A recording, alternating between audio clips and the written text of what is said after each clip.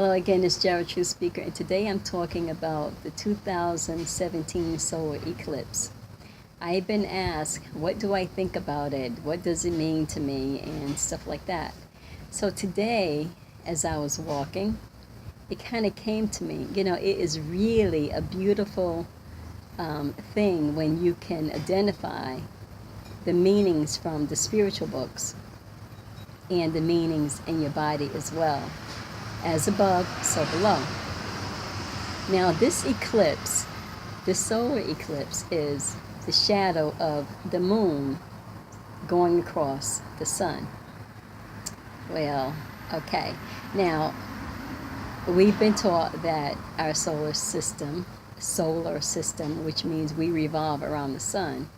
Well, I am a flat earther.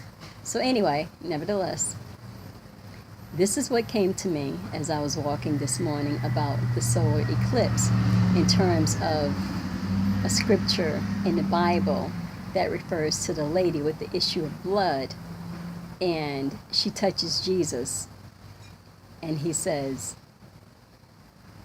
he could feel the power leave him. Okay, I'm not really sure which chapter that is in, but I actually did a video on it already, but from a different perspective, because when she touched him, that was also like touching the Christ within you, the pineal gland. But it is also the same thing as the feminine touching the masculine. It's the same thing as the moon touching the sun. You know, the shadow of the moon touching the sun. The moon being the feminine and the sun being the masculine. Yin and yang. Okay, so here goes. So when the shadow of the moon touches the sun, it steals the power of the sun. And so as Jesus said, "Who touched me?" That is the moon, the shadow, touching the sun, and it steals the power of the sun for a short time.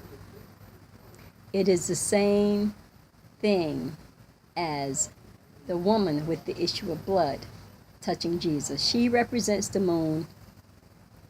Jesus represents the sun. And here we have this 2017 eclipse of this woman we call the moon, the feminine, touching the masculine, the sun we call Jesus. And it is the exact same thing. And it's just a beautiful story. There's lots of beautiful stories in the Bible and in all spiritual books. That one I had to definitely touch on, because everything that happens above happens below.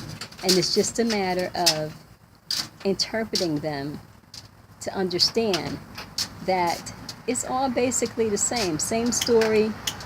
And if you want to look at another story, kids' stories, you have the tortoise and the hare. The tortoise being the moon, the hare being the sun. The tortoise moves very slow, as it is in the race, so to speak, with the sun.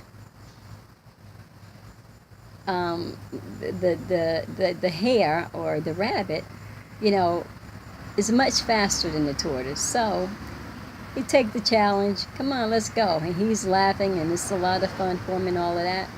But what happens is old hare, you know, fooling around, laughing and joking, and decides to go take a rest. Now, the sun does the same thing, takes a rest, so to speak. In the winter, it goes down below the equator. It drops into the bowels or the pits of hell. And that is when the good old tortoise comes along and passes him. But when and before, of course, it passes, it has to overshadow momentarily. And once again, there you have an eclipse. And the tortoise moves along while the hare is resting and passes it. That is the story of the tortoise and the hare. And it's the same exact story as the woman with the issue of blood.